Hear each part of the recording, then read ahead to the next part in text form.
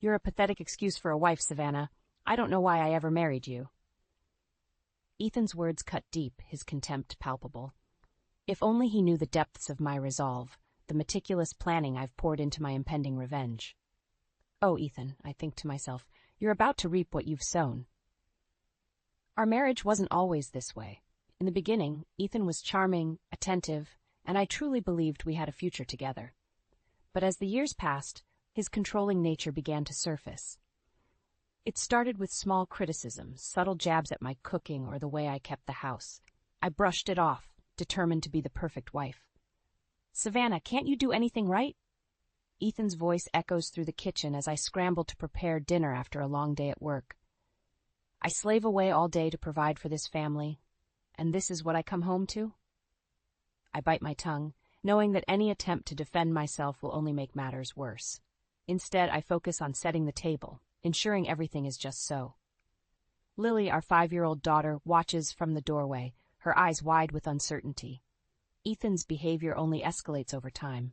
He questions my every move, belittles my accomplishments, and makes me doubt my own abilities as a wife and mother. I find myself walking on eggshells, constantly trying to anticipate his moods and avoid triggering his anger. Mommy, why is Daddy always yelling? Lily asks one evening as I tuck her into bed. Her innocent question breaks my heart. Sometimes grown-ups have disagreements, sweetie, I explain, trying to keep my voice steady. But it's not your fault, okay? Mommy and Daddy both love you very much. Despite the turmoil at home, I strive to maintain a sense of normalcy for Lily's sake. I take her to the park, read her bedtime stories, and do everything in my power to shield her from the growing tension between Ethan and me. But even my best efforts can't protect me from Ethan's increasingly volatile temper. One night, during a particularly heated argument, he corners me in the bedroom, his face inches from mine. You're lucky I put up with you, he seethes, his breath hot against my skin. No one else would tolerate your incompetence. Fear grips my heart as I realize the gravity of my situation. I can't continue living like this, constantly under Ethan's thumb. I need to find a way out, not just for myself but for Lily's future. That's when I begin to plan my escape. I start quietly documenting Ethan's abusive behavior, keeping a hidden journal of every cruel word and intimidating action. I know I'll need evidence if I'm ever going to break free from this toxic marriage. Little by little, I start squirreling away money, opening a secret bank account that Ethan knows nothing about. I reach out to my best friend, Naomi, confiding in her about the hell I've been living. She becomes my lifeline, my confidant, and my strength. You deserve so much better, Savannah, Naomi tells me over coffee one afternoon. You're a strong, capable woman, and you don't have to put up with Ethan's abuse any longer. Her words ignite a fire within me, a determination to reclaim my life and my dignity. I know the road ahead won't be easy, but I'm ready to fight for my freedom and for the future Lily deserves. As I sit across from Ethan at the dinner table, watching him scowl at the meal I've prepared, I feel a flicker of satisfaction knowing that his reign of terror is about to come to an end. He has no idea what's coming, but I do, and I'm ready to watch him burn. Ethan's promotion at work brings a new level of stress into our already strained marriage. Instead of celebrating his success, he becomes even more critical of my every move. I find myself constantly on edge, trying to anticipate his demands and avoid his wrath. Savannah, the house is a mess, Ethan barks as he storms through the front door one evening.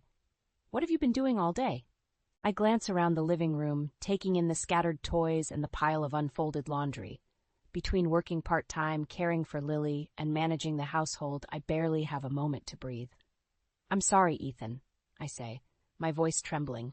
I'll tidy up right away. You're sorry? He scoffs. That's all you ever say. When are you going to step up and be a real wife and mother? His words sting, but I swallow my tears and set to work, desperately trying to meet his impossible standards. Lily watches from the couch, her little face etched with worry. As the days pass, Ethan's criticism only intensifies. He nitpicks every aspect of my parenting, from the way I dress Lily to the meals I prepare for her. You're coddling her, he accuses when I comfort Lily after a nightmare. She needs to learn to toughen up. She's just a child, Ethan, I protest, holding Lily close. And you're just a pathetic excuse for a mother, he retorts, his words dripping with venom. I feel like I'm suffocating under the weight of Ethan's constant belittling. I struggle to balance my work at the boutique with my duties at home, knowing that any slip-up will incur his wrath. One afternoon, I'm running late picking Lily up from daycare after a particularly busy shift. When I finally arrive, I find Ethan waiting outside, his face contorted with anger. "Where the hell have you been?" he demands, grabbing my arm and yanking me towards him. "I'm sorry, there was a problem with a shipment at work," I explain, wincing at his tight grip. "I don't want to hear your excuses," he seethes. "You're a failure as a wife and a mother. I don't know why I ever married you." His words cut me to the core, and I feel a wave of hopelessness wash over me. How did my life become this nightmare? That night, after Lily is asleep, that Ethan's rage reaches a boiling point. He corners me in the kitchen, his face inches from mine. "You think you can just disrespect me like this?" He growls, his hand gripping the back of my neck. "I provide for this family, and this is the thanks I get?" Fear courses through my veins as I feel his fingers tighten, his breath hot against my cheek. For a terrifying moment, I'm certain he's going to hit me. "Ethan, please," I whisper, my voice barely audible. "You're hurting me." Something in my tone must register, because he releases his grip, shoving me away from him. "You're not worth it," he spits before storming out of the room. I sink to the floor, my body shaking with silent sobs. I can't live like this anymore, constantly walking on eggshells, fearing for my safety and Lily's well-being. With trembling hands, I reach for my phone and dial Naomi's number. She answers on the first ring, her voice filled with concern. "Savannah, what's wrong?" she asks, sensing my distress. "I can't do this anymore, Naomi," I choke out. "I need to leave him." "I'm here for you," she says firmly. "We'll figure this out together." As I end the call, a flicker of hope ignites within me. I know the path ahead will be treacherous, but I'm determined to break free from Ethan's tyranny. I'll do whatever it takes to protect myself and Lily, even if it means risking everything. With renewed resolve, I begin to plan my escape, documenting every moment of Ethan's abuse. He may think he has the upper hand, but he has no idea what's coming. I'll make him pay for every ounce of pain he's inflicted upon me. This is just the beginning of my revenge. "You need to leave him, Savannah," Naomi urges, her voice filled with concern. We're sitting in a quiet corner of our favorite coffee shop, a place that has become my sanctuary away from Ethan's constant criticism. I stir my latte, watching the foam swirl on the surface. "It's not that simple, Naomi. I don't have the means to support myself and Lily on my own." Naomi reaches across the table, her hand covering mine. "You can't keep living like this. It's not safe for you or your daughter." Deep down, I know she's right. Ethan's behavior has escalated to the point where I fear for my physical safety. But the thought of leaving, of starting over, is overwhelming. I don't even know where to begin, I confess, my voice barely above a whisper. "Start by documenting everything," Naomi advises. "Keep a record of every abusive incident, every threat. It'll be important when you file for divorce." Divorce. The word feels foreign on my tongue, a concept I never thought I'd have to consider. But as I sit there, the weight of my reality bearing down on me, I realize it may be my only option. "I'm scared, Naomi," I admit, tears pricking the corners of my eyes. "What if he tries to take Lily away from me?" Naomi squeezes my hand, her gaze fierce. "We won't let that happen. You're a fantastic mother, Savannah. Any judge would see that." Her words give me a glimmer of hope, a tiny spark in the darkness that has become my life. I take a deep breath, steeling myself for the battle ahead. "Okay," I say, my voice growing stronger. "I'll start gathering evidence, but I need to be careful. If Ethan finds out—" I trail off, the unspoken fear hanging heavy in the air. Naomi nods, understanding the gravity of the situation. "We'll take it one step at a time," she assures me, "and I'll be here for you every step of the way." With Naomi's support, I begin my secret mission. I document every cruel word, every threatening gesture. I take photos of the bruises on my arms, the holes punched in the walls during Ethan's fits of rage. At night, while Ethan sleeps, I research divorce laws and custody arrangements. I create a secret email account, reaching out to domestic violence hotlines for advice. But even as I take these steps towards freedom, the fear never quite leaves me. Ethan's presence looms large, his anger always simmering just beneath the surface. One evening, as I'm putting away laundry in our bedroom, Ethan bursts through the door, his face contorted with rage. "Who were you talking to on the phone earlier?" he demands, his eyes narrowing. My heart races, my mind scrambling for an explanation. "It was just a client from work," I lie, hoping my voice doesn't betray me. "Don't lie to me, Savannah," he growls, taking a step closer. "I heard you whispering. Are you trying to leave me? Is that what this is about?" Panic rises in my throat, but I force myself to remain calm. "Of course not, Ethan, I would never." Before I can finish my sentence, he's on me, his hands gripping my shoulders, shaking me violently. "If you even think about leaving, I'll make sure you never see Lily again," he seethes, his face inches from mine. "You're nothing without me, Savannah. Nothing." Tears stream down my face as I nod, my body trembling with fear. Ethan releases me, shoving me away with disgust. "Remember your place?" He spits before storming out of the room. I sink to the floor, my breath coming in ragged gasps. In that moment, I realize the true depth of Ethan's cruelty, the lengths he'll go to maintain control. But even as fear threatens to consume me, a flicker of determination ignites within. I won't let him break me. I won't let him win. With renewed resolve, I continue my secret preparations, my heart set on the day when I'll finally be free from Ethan's tyranny. He may think he has me trapped, but he has no idea what's coming. I'll make him regret every moment of pain he's caused me, every tear he's forced me to shed. This is just the beginning of my revenge, and I won't stop until justice is served. The revelation of Ethan's affair hits me like a ton of bricks. I stare at the credit card statement in disbelief, my eyes fixated on the charges for a romantic getaway at a luxury resort, a getaway that I certainly didn't attend. Fury courses through my veins as I realize the extent of Ethan's betrayal.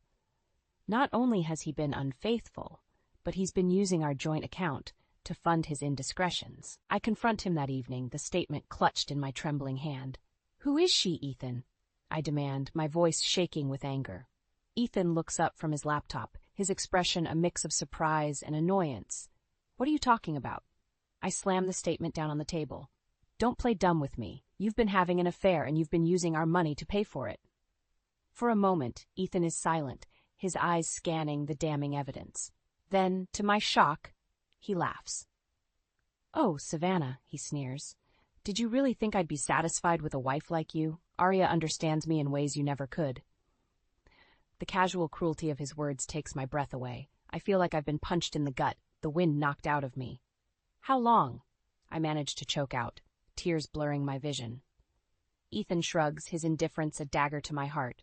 "A few months. Not that it's any of your business." "Not my business?" I explode, my voice rising to a shout. "You're my husband, Ethan. We have a child together. How could you do this to us?" He stands abruptly, his chair scraping against the hardwood floor. "Don't play the victim, Savannah. You drove me to this with your constant nagging and inadequacy." I reel back as if slapped, his words cutting deeper than any physical blow. In that moment, I realize the man I married, the man I thought I loved, is a complete stranger. "I want a divorce," I say, my voice barely above a whisper. Ethan's eyes narrow, his face twisting into a sneer. "You'll get nothing from me, Savannah. I'll make sure of that." He storms out of the room, leaving me alone with the shattered remnants of our marriage. I sink to the floor, my body shaking with sobs. But even as despair threatens to consume me, a flicker of rage ignites within. I won't let Ethan destroy me. I won't let him win. With a newfound sense of purpose, I begin to plan my revenge. I gather evidence of Ethan's affair, screenshots of incriminating texts and emails. I document every penny he's spent on his mistress, every lie he's told. I reach out to a lawyer, a fierce woman named Julia who specializes in high-conflict divorces. She listens to my story with a steely determination, her eyes flashing with anger on my behalf. "We'll make him pay, Savannah," she assures me. "He won't get away with this." Bolstered by Julia's support, I begin to lay the groundwork for my escape. I secretly start saving money, squirreling away cash whenever I can. I research apartments and job openings, determined to build a new life for myself and Lily. But even as I take these steps towards freedom, Ethan's cruelty knows no bounds.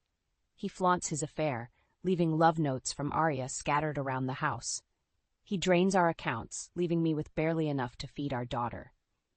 One night, as I tuck Lily into bed, She looks up at me with wide, innocent eyes. "Mommy, why are you and Daddy always fighting?" My heart breaks at the confusion and fear in her voice. I smooth her hair back from her forehead, forcing a smile. "Everything's going to be okay, sweetheart. I promise. And I mean it. I'll do whatever it takes to protect my child, to give her the life she deserves, even if it means destroying Ethan in the process." As I lay in bed that night, staring at the ceiling, I feel a sense of calm wash over me. Ethan may think he has the upper hand, but he has no idea what's coming. I'll make him regret every moment of pain he's caused, every tear he's forced me to shed. This is just the beginning of my revenge, and I won't stop until he's left with nothing but the ashes of his own destruction. "We have a strong case, Savannah," Marcus assures me, his voice steady and confident. We're sitting in his office, the evidence of Ethan's misdeeds spread out before us. I nod, my heart racing with a mix of fear and anticipation. "I want to make sure Lily and I are protected," I say, my voice trembling slightly. "I can't let Ethan hurt us anymore." Marcus leans forward, his eyes filled with compassion. "I'll do everything in my power to ensure that you and your daughter are safe. Ethan won't get away with this." With Marcus's guidance, I begin the process of building a case against Ethan. I gather bank statements and phone records, anything that can prove his infidelity and financial betrayal. Naomi is my rock throughout it all, offering me a place to stay when the tension at home becomes unbearable. She helps me search for apartments and jobs, determined to give me a fresh start. "You're doing the right thing, Savannah," she tells me one evening as we share a bottle of wine. "You deserve so much better than Ethan." I smile, feeling a glimmer of hope for the first time in years. "Thank you, Naomi. I couldn't do this without you." But even as I take steps towards freedom, Ethan's cruelty reaches new heights. He cancels my credit cards, leaving me without access to our joint accounts. He threatens to take Lily away from me, to paint me as an unfit mother in court. One afternoon, as I'm picking Lily up from school, Ethan corners me in the parking lot. His eyes are wild, his face contorted with rage. "You think you can just leave me?" He seethes, grabbing my arm. "I'll destroy you, Savannah. I'll make sure you never see Lily again." I wrench my arm away, my heart pounding in my chest. "You don't scare me anymore, Ethan. I'm done being your punching bag." He lunges towards me, but I'm faster. I dodge his grasp, scooping Lily up into my arms and running towards the car. "This isn't over," Ethan shouts after me, his voice echoing in the empty lot. "You'll regret this, Savannah." But I don't look back. I buckle Lily into her car seat, my hands shaking as I turn the key in the ignition. "Where are we going, Mommy?" Lily asks, her voice small and frightened. "Somewhere safe, baby," I promise her. "Somewhere where Daddy can't hurt us anymore." That night, holed up in a hotel room, I make the final preparations for my escape. I transfer all the evidence against Ethan to a secure cloud account, ensuring that he can't destroy it. I draft a letter to his boss, detailing his affair with his coworker and the way he's been embezzling company funds. I include copies of the incriminating emails and texts, the proof of his deceit. With a sense of grim satisfaction, I hit send, knowing that Ethan's carefully crafted facade is about to come crashing down. The next morning, I drop Lily off at Naomi's, giving her a tight hug and a promise to return soon. Then I head to the courthouse, my heart in my throat. Marcus is waiting for me, a thick folder in his hands. "Are you ready?" he asks, his voice gentle. I take a deep breath, squaring my shoulders. I'm ready. Together we walk into the courtroom, the evidence of Ethan's misdeeds laid out before the judge. I watch as Ethan's face turns from smug confidence to disbelief, then to outright fury. But it's too late. The judge grants me a temporary restraining order, barring Ethan from coming near me or Lily. She orders him to vacate our home, to surrender his keys and credit cards. As we leave the courthouse, I feel a weight lift from my shoulders. For the first time in years, I can breathe again. Ethan may have thought he could break me, but he underestimated my strength. He underestimated the power of a mother's love, the depths of my determination. This is just the beginning of my revenge, and I won't stop until Ethan is left with nothing but the ashes of his own destruction. He'll learn the hard way that no one messes with Savannah and gets away with it. The day of reckoning arrives, and I feel a sense of calm wash over me as I enter our home, the divorce papers clutched tightly in my hand. Ethan is sitting in the living room, his eyes glued to the television screen. "We need to talk," I say, my voice steady and clear. Ethan looks up, his expression a mix of annoyance and boredom. "What is it now, Savannah? I'm busy." I toss the divorce papers onto the coffee table, watching as they slide to a stop in front of him. "I know everything, Ethan. Your affair with Arya, the money you've been stealing from our accounts. It's over." For a moment, Ethan is silent, his face a mask of shock. Then slowly his features contort into a sneer. "You don't have the guts to leave me, Savannah. You're nothing without me." I laugh, the sound harsh and bitter. "That's where you're wrong, Ethan. I'm stronger than you ever gave me credit for, and I have proof of all your lies and betrayals." I pull out my phone, showing him the screenshots of his incriminating texts and emails. I watch as the color drains from his face, his eyes widening with fear. "You bitch," he snarls, lunging towards me. "You'll pay for this." But I'm ready for him. I step aside, letting him stumble past me. "No, Ethan, you're the one who's going to pay. I've already sent copies of everything to your boss and to the authorities. Your days of hurting me and Lily are over." Ethan's face twists with rage, his fists clenching at his sides. "You think you can just walk away from me? I'll destroy you, Savannah. I'll make sure you never see a dime of my money." I smile, a sense of triumph washing over me. "I don't want your money, Ethan. I want my freedom. And I'm taking Lily with me." I turn to walk away, but Ethan grabs my arm, his fingers digging into my skin. "You're not going anywhere," he growls, his breath hot against my face. But I'm done being afraid. I wrench my arm away, my eyes blazing with fury. "Touch me again, and I'll have you arrested for assault. I'm done being your victim, Ethan. I'm done letting you control me." I walk out the door, my head held high. I can hear Ethan shouting after me, his voice filled with rage and desperation. But I don't look back. I climb into my car, where Lily is waiting for me, her little face filled with confusion and fear. "It's okay, baby." I soothe her, buckling her into her car seat. "Mommy's here. We're going to be okay." As I drive away, I feel a sense of relief wash over me. The road ahead won't be easy, but for the first time in years, I'm in control of my own destiny. The next few weeks are a blur of legal proceedings and emotional upheaval. Ethan fights me every step of the way, trying to paint me as an unfit mother and a vindictive ex-wife. But Marcus is a force to be reckoned with, presenting the evidence of Ethan's misdeeds with a calm and steady hand. The judge listens intently, her eyes narrowing with each revelation. In the end, the truth wins out. I'm granted full custody of Lily, along with a generous settlement from Ethan's assets. The judge also orders Ethan to attend anger management classes and substance abuse counseling, a requirement for any future visitation with his daughter. As we leave the courtroom, Ethan's face is a mask of defeat and humiliation. He tries to approach me, his eyes filled with a desperate plea. "Savannah, please," he begs, his voice cracking. "I'm sorry. I never meant to hurt you." But I shake my head, my heart hardened by years of pain and betrayal. "It's too late, Ethan. You made your choices and now you have to live with the consequences." I take Lily's hand, leading her out of the courthouse and into the bright sunlight. For the first time in years, I feel a sense of hope and possibility. Ethan may have thought he could break me, but he underestimated my strength. He underestimated the power of a mother's love, the depths of my determination.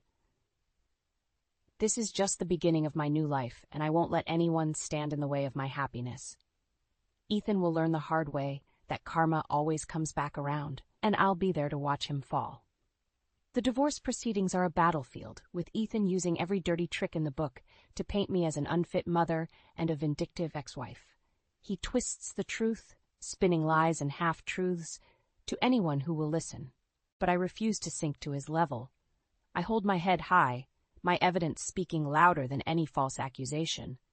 In the courtroom, Ethan's true colors are on full display. He lashes out at me, his voice dripping with venom and contempt.